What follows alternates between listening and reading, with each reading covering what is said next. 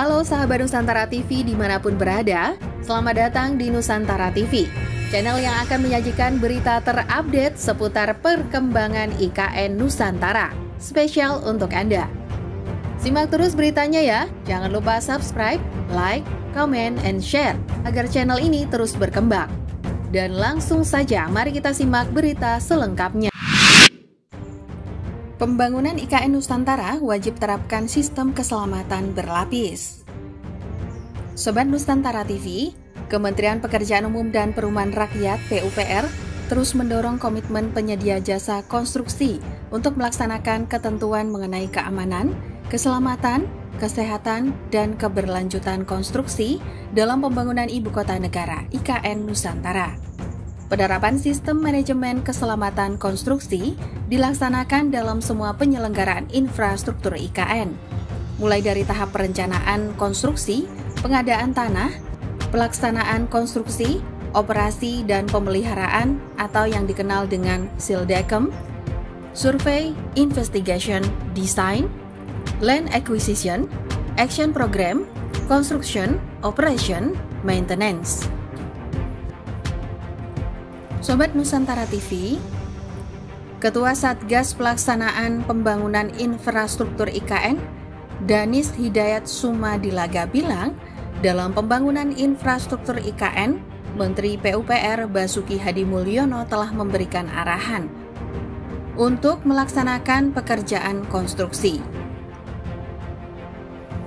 sesuai dengan peraturan perundang-undangan dan memastikan penerapan keselamatan konstruksi yang memenuhi aspek kesehatan serta keselamatan kerja pada tenaga kerja konstruksi, khususnya bagi semua pihak yang terlibat di lapangan. Selanjutnya, aspek keselamatan keteknikan tanpa kegagalan, aspek pembangunan ramah lingkungan tanpa menimbulkan kerusakan lingkungan pada masyarakat sekitar serta pengendalian dampak sosial. Prinsipnya, penerapan sistem manajemen keselamatan konstruksi ini berkaitan dengan kualitas. Bagaimana pembangunan infrastruktur ini sesuai rencana, tepat waktu dan tepat mutu, kata Danis dalam keterangan tertulisnya. Menurut dia, penerapan sistem manajemen keselamatan konstruksi ini berlaku untuk semua pembangunan infrastruktur di Indonesia, tidak terkecuali infrastruktur IKN. Bahkan, Menteri PUPR telah mengeluarkan Peraturan Menteri PUPR Nomor 10 Tahun 2011 tentang pedoman penggunaan jasa dan penyedia jasa wajib memenuhi standar keamanan, keselamatan, kesehatan, dan keberlanjutan. Untuk pekerjaan konstruksi di IKN, karena cakupannya besar, pengawasannya berlapis. Jadi setiap paket pekerjaan diawasi paling tidak 4 level.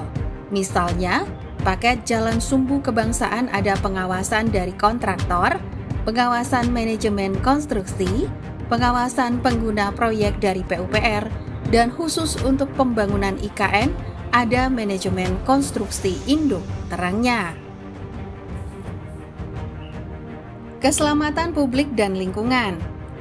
Sobat Nusantara TV, Direktorat Jenderal Bina Konstruksi Kementerian PUPR secara berkala melakukan monitoring sistem manajemen keselamatan konstruksi, mengacu pada prinsip keselamatan keteknikan konstruksi seperti pengecekan material yang akan digunakan dan pengujian kelaikan fungsi. Kemudian prinsip keselamatan dan kesehatan pekerja seperti pemeriksaan kesehatan tenaga kerja dan penggunaan APD, alat pelindung diri. Tidak hanya untuk pekerja, tetapi juga keselamatan publik, masyarakat yang ada di sekitar, misalnya bagaimana manajemen transportasinya juga sudah diatur, termasuk keempat keselamatan lingkungan. Misalnya, kita menyiapkan nursery untuk bibit-bibit tanaman penghijauan yang akan ditanam di sepanjang jalan tol akses IKN yang sedang dibangun, imbuh Danis. Sobat Nusantara TV, Danis menyampaikan, pemahaman penerapan sistem manajemen keselamatan konstruksi juga diimplementasikan pada program pelatihan tenaga kerja konstruksi di IKN. Berdasarkan data Ditjen Bina Konstruksi, sebanyak 2.962 tenaga kerja konstruksi di IKN Nusantara sudah melakukan pelatihan berdasarkan jabatan kerja. Rinciannya, sebanyak 2.146 tenaga kerja konstruksi pada tahun 2022 dan 816 tenaga kerja konstruksi hingga 26 Mei 2023. Sistem manajemen keselamatan konstruksi di IKN ini, ofisernya atau petugasnya di setiap paket disebut ahli K3 konstruksi utama atau ahli K3 konstruksi media. Mereka betul-betul mengawasi agar proses pembangunan tidak hanya mengutamakan keselamatan kerja, tetapi juga kualitas konstruksi dan keberlanjutan. Tandasnya, bangun IKN Nusantara, pemerintah pakai teknologi Jerman. Sobat Nusantara TV, sebelumnya Menteri Pekerjaan Umum dan Perumahan Rakyat PUPR Basuki Hadi Mulyono menyambut minat pengusaha Jerman dalam pembangunan Ibu Kota Negara atau IKN Nusantara di Kalimantan Timur.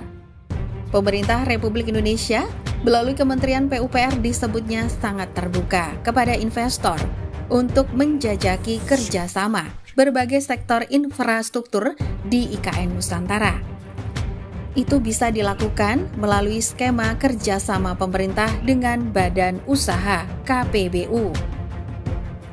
Presiden Joko Widodo telah menawarkan proyek IKN berpotensi penuh untuk investasi dengan skema Public-Private Partnership dalam pembangunan gedung, perumahan, rumah sakit, pusat komersial, dan lainnya, kata Menteri Basuki.